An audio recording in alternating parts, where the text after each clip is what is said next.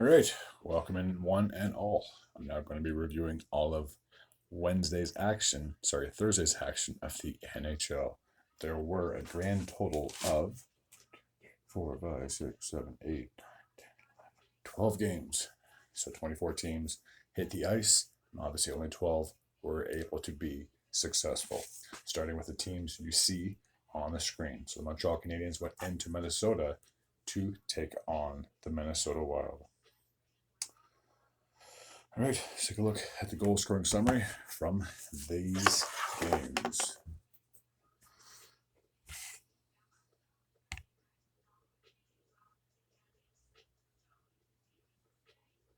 So Matt Boldy would kick things off with a power play goal in the first with 6 minutes and 41 seconds remaining, getting his 9th goal of the season, assisted by Kaprizov and Rossi. Speaking of Rossi, he would then get on the score sheet less than 2 minutes after that, an even strength goal with 5 minutes and 6 seconds remaining in that frame, his 11th of the season, assisted by Bogosian and Foligno. So it was 2-0 in favor of the Wild heading into the second period. David Savard would notch his second goal of the season, assisted by Caulfield and Suzuki, 8 minutes and 17 seconds into that frame, cutting the deficit to 2-1. In the third period, Nick Suzuki would tie things up a minute and 9 seconds into that frame, a power play goal, his 9th of the season, assisted by Slafkovsky and Matheson. Faber would then give the Wild a 3-2 lead, getting a second goal of the season, assisted by Kaprizov and Rossi, 8 minutes and 57 seconds into that frame. And then Slafkovsky would tie things up with 3 minutes and 3 seconds to go in the frame, his 3rd of the season, assisted by Savard and Matheson. The game would go to overtime, and with just 5 seconds remaining, it was that close to going to a shootout. Kaprizov would net the game-winning goal, getting his 11th of the season, assisted by Johansson and Faber. So with the victory, the Wild are now sitting at 14, 13, and 4. And with the overtime loss, the Montreal Canadiens are 14, 13, and 5. All right, we'll take a look at the next game, which took place in Buffalo. So we had the Sabres, and they were playing host to the Toronto Maple Leafs. We should see the teams on the screen as we speak. Ooh, that's kind of wide. Hold on a second. Okay, let's try that. It seems a little odd, but okay. This would be a high-scoring affair, to say the least. So it was a defensive struggle. All right, let's take a look at the goal scoring summary from this game. So Greenway would kick things off for the Sabres, getting his 3rd of the season from Clifton and Benson, 2 minutes and 27 seconds into that frame. Austin Matthews would tie the game up 7 minutes and 28 seconds into that frame, assisted by there actually had no assist on that goal. He's got his 26th of the season. 26 goals already. Man, he's on pace for quite a number. Max Domi would get a power play goal for the Leafs, giving them a 2-1 lead, his 3rd of the season from Riley and Liljegren, 12 minutes and 39 seconds into that period. So it would have been 7 minutes and 21 seconds remaining in that frame. Owen Power would then tie things up just over a minute after Domi gave the Leafs a 2-1 lead. Power would score his 2nd of the season, assisted by Benson and Middlestat, with 6 minutes and 14 seconds remaining. Skinner would give a late goal with 4 minutes and 9 seconds to go in that period, his 13th of the season, assisted by Alex Tuch. So it was 2-1 in favor of the Sabres heading into the second period. Darlene would increase the lead to 4-2, getting his 9th of the season from Tage Thompson and Alex Tuch, 4 minutes and 44 seconds into that frame, assisted by, not assisted, I just went over that, a power play goal, I should say. Yarncrook would cut the deficit to 4-3, getting a shorthanded goal, his 8th of the season from Nylander and Liljegren, 5 minutes and 42 seconds into that frame. And then Tage Thompson would then increase the lead to 5-3, getting his 9th goal of the season from Tuch and Skinner, 8 minutes and 22 seconds into that period. Okposo would get a shorthanded goal of his own, 11 minutes and 4 seconds into that period, his 7th of the season. It was 6-3 in favor of the Sabres after 2. Quinn would get his first goal of the season for the Buffalo Sabres, assisted by Peterka and Clifton, 11 minutes and 8 seconds into that frame. Skinner would then get his 2nd goal of the game, his 14th of the season, assisted by Tuch and Thompson, 12 minutes and 23 seconds into that period. And then Okposo would then get his 2nd goal of the game with just under 5 minutes to go. Not only his 2nd goal of the game, his 8th of the season, assisted by Krebs and Johnson.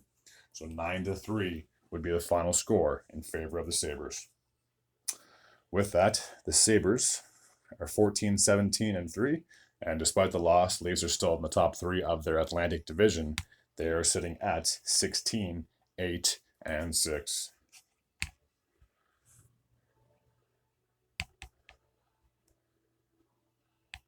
All right, next matchup takes place in Columbus, where we have the Blue Jackets. They were playing host to the Washington Capitals. Okay, let's try this. There. All right, so I'll take a look at the goal scoring summary from this game. So Mantha would kick things off in the first period with a late power play goal, just a minute and 36 seconds remaining, his 8th of the season from Ovechkin and Karlsson. In the second, Sillinger would tie things up at 1, getting his 3rd goal of the season from Bemstrom and Gaudreau.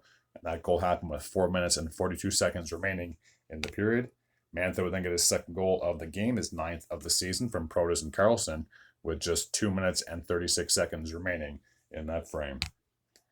In the third, Chinnikov would tie things up 12 minutes and 49 seconds into that frame, so 7 minutes and 11 seconds remaining in the period, his 9th of the season from Voronikov and Gudbranson. Alex Ovechkin would finally get his 6th goal of the season. Seems like he's going through such a big stretch between games, and all that hype between him trying to catch up to Gretzky and his record. Well, 6 goals, well over a quarter way through the season. He's not on pace for a very high number at this rate, but he would get a power play goal from Strome and Karlsson with 53 seconds to go in that overtime frame. So with that win, the Capitals are 17-9-4, and with a loss, the Blue Jackets unfortunately are still at the basement of that Metropolitan Division, 11-17-6.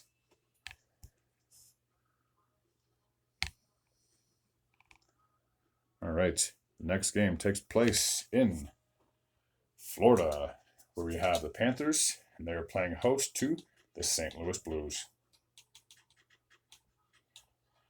Here. All right. Oh, alarm's going to go off. Okay, so we'll take a look at the goal scoring summary from this game. So there are no goals to report in the first. We have to jump ahead to the second. 4 minutes and 50 seconds into that frame, Kyrie would open up the scoring, getting his 7th goal of the season from Thomas and Buchnevich. Buchnevich would then double up the lead to 2-0, getting his 11th goal of the season from Kyrie and Thomas. So they all had 2 points. 7 minutes and 46 seconds into that frame, Lou Ostrainen would finally get the Panthers on the board, getting his 5th of the season from Kulikov with 6 minutes and 13 seconds to go in that frame. And then Torpachenko would increase the lead to 3-1 with 3 minutes and 17 seconds to go, his 6th of the season from Scandella and Saad. In the third, just the 1 goal to report, Buchnevich would get his 2nd goal of the game, his 12th of the season from Sundqvist and Thomas with 3 minutes and 9 seconds to go in the period. So the Blues would come away with a victory, 4-1 would be the final score. With the victory, the Blues are now sitting at 16-15-1. And despite the loss, the Panthers are still in the top 3 of their Atlantic Division, 18-12-2. All right. Next game takes place in the city of brotherly love, where we have the Philadelphia Flyers, and they're playing host to the Nashville Predators. So the teams should be on your screen as we speak. All right. Let's take a look and see who scored. So Frost will kick things off in the first, just a minute and 31 seconds into that frame, getting his 4th goal of the season from Brink and Tippett. In the second, Smith would tie things up for the Predators, a minute and 5 seconds into that frame, getting his 5th of the season from Sissons. Jean Couturier would get a power play goal, 4 minutes and 45 seconds into that frame, his 8th of the season, giving the Flyers a 2-1 lead. Tomasino would tie things up, 5 minutes and 24 seconds into that period, his 3rd of the season from Novak and Forsberg. So it's all tied up at 2 heading into the third. Tomasino would get his 2nd goal of the game, a late goal with about 4 minutes remaining. I should say. I apologize. Getting his 2nd of the game, his 4th of the season from Sissons, and then Nyquist would score. The game was pretty much over at that point. We're getting an empty net goal with 5 seconds to go from Forsberg, with just under his 2nd remaining in that game. So 4-2 would be the final score in favor of Nashville. With that, they have now improved to 19-14-0, and despite the loss, the Flyers are still in the top three of their respective division, 18-11-3. All right, let's take a look at the next game. So staying in Pennsylvania, we are now going to flip from Philadelphia to Pittsburgh, and they played host to the Carolina Hurricanes. Okay. Take a look at the goal scoring summary from these two teams from the Metro. So Sidney Crosby would kick things off in the first 8 minutes and 51 seconds into that frame, getting his 19th goal of the season from Raquel and Gensel. And the second, Teravainen would tie things up with just over 5 minutes to go in the period, 5 minutes and 8 seconds to be exact, getting his 12th of the season from Drury and Slavin. No goals to report in the third or overtime. We have to jump all the way ahead to a shootout where Sidney Crosby, who kicked things off with a goal scoring summary, would end up getting the game-winning goal as well. So with that, the Pittsburgh Penguins are 15-13-3, and with the loss, the Hurricanes are still 5 games above 500, 17-12-4.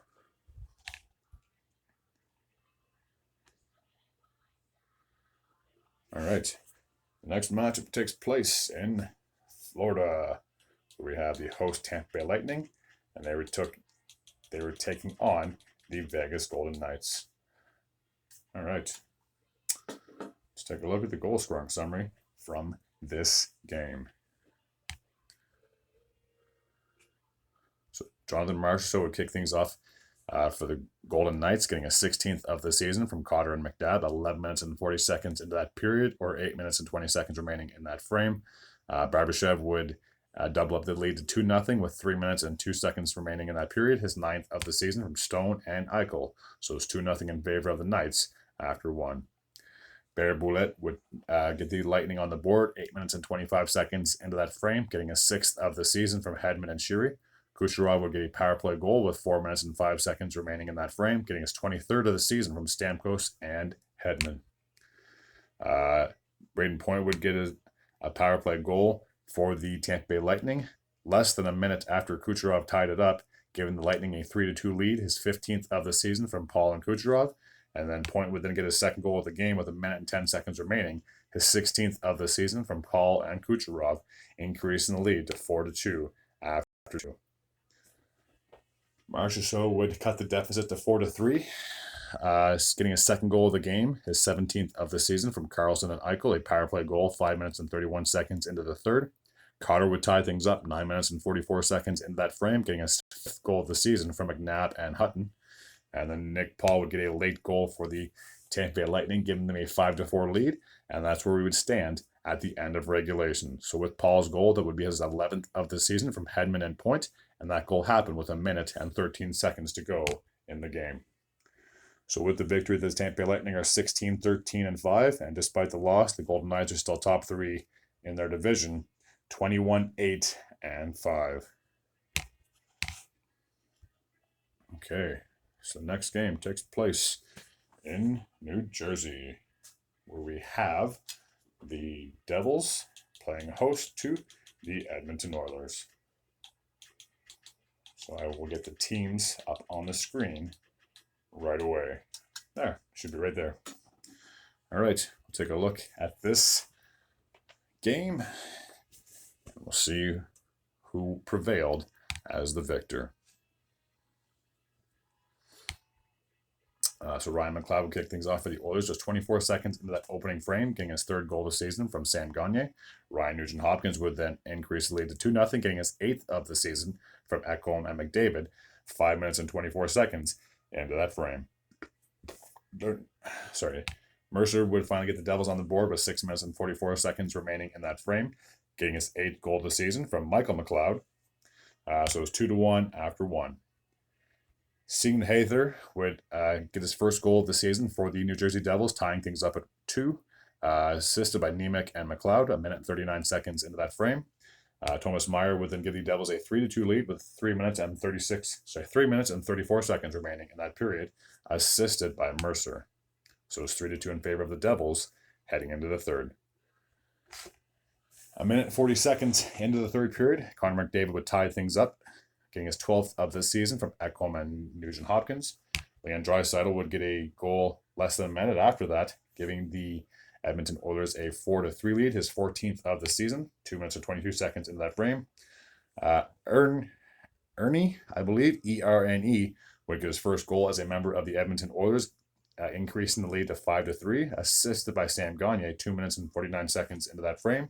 And then Ryan McLeod, who opened up the scoring, would get his second goal of the game, his 4th of the season, increasing the lead to 6-3 at that point, 9 minutes and 4 seconds into that frame. And 6-3 is where we would stand at the end of regulation. So with the victory, the Oilers are 14-15-1, and with the loss, the Devils are 16-13-2. Okay, let's take a look and see the next game on tap. So we're now off to Texas, where we have the Dallas Stars playing host to the Vancouver Canucks. There. All right, let's take a look at who scored and who won.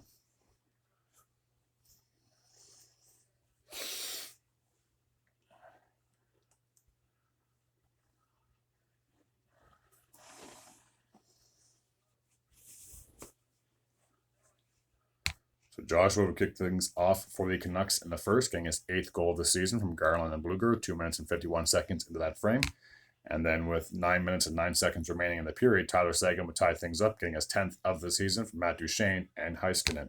So it was all tied up at 1 after 1. Hintz would give these Stars a 2-1 lead in the second, getting his 11th goal of the season from Robertson and Pavelski, 7 minutes and 51 seconds into that frame. Besser would tie things up with 7 minutes and 34 seconds to go in that period, his 24th of the year from JT Miller and Quinn Hughes. So it was all tied up at 2 after 2. Connor Garland would give the Canucks a 3-2 lead with just under 5 minutes into that frame, his 3rd of the season from Joshua and Bluger, and then Harley would tie things up with 3 minutes and 30 seconds to go in that game, his 9th of the season from Robertson and Heiskanen. So it's all tied up at 3, heading into the overtime frame.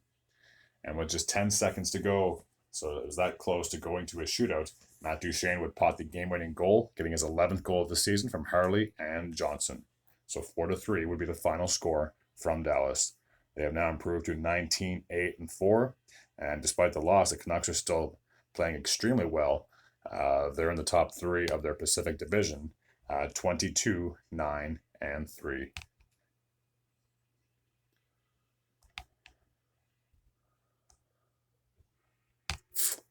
All right, next game takes place in Colorado, where we have the Avalanche playing host to the Ottawa Senators. Okay, so you should see the team's logos on your screen as we speak. So this would be a high-scoring affair to say the least. So if you're hoping for a low-scoring game, this is not the game to watch. All right, Nathan McKinnon will kick things off in the first with a power play goal, 2 minutes and 43 seconds into that frame, getting his 15th of the season from Jonathan Drouin and Cale Makar. Josh Norris would tie things up for the Senators with just under 5 minutes to go in that period, his 11th of the season from Batherson and Stützle. Greg would then score 15 seconds after Norris did, giving the Senators a 2-1 lead, his 4th goal of the season from Kubalik and Churkin. McKinnon would then tie things up with 1 minute and 32 seconds, getting a 2nd goal of the game, his 16th of the season, assisted by Nuchishkin. So it's all tied up at 2, heading into the second period. Bernard Docker would give the Sens a 3-2 lead, getting a 2nd goal of the season, assisted by Smejkal, and Kastelik, 1 minute and 32 seconds into that frame. Batherson would give the Senators a 4-2 lead, getting his 11th of the season from Tarasenko and Zub, with 5 minutes and 13 seconds to go in that frame. And then with a late power play, the Avs would strike. Mikko Rantanen would get a 16th goal of the season, which is 17 seconds to go in that period. So it was 4-3 in favor of the Sens heading into the third. Nathan McKinnon would get a power play goal, his 3rd of the game, 17th of the season from Taves and Nichushkin, 6 minutes and 16 seconds into that frame, a power play goal. Rantanen would then get his second goal of the game, his 17th of the season for McKinnon and Makar, a power play goal yet again. Second of the game, 17th of the season, 7 minutes and 10 seconds into that frame, assisted by McKinnon and Makar. And speaking of McKinnon, he would then pot his fourth goal of the game as 18th of the season, assisted by Nichushkin. So 6-4 would be the final score, and you only had two guys get the puck in the back of the net for the Avs. And a very fascinating fact, Nathan McKinnon is the first player in Avs history to score 4 goals in a game. All right. So with the victory, the Avs are 20-11-2. And with the loss, the Sens are still the worst team in the league, 11-17-0.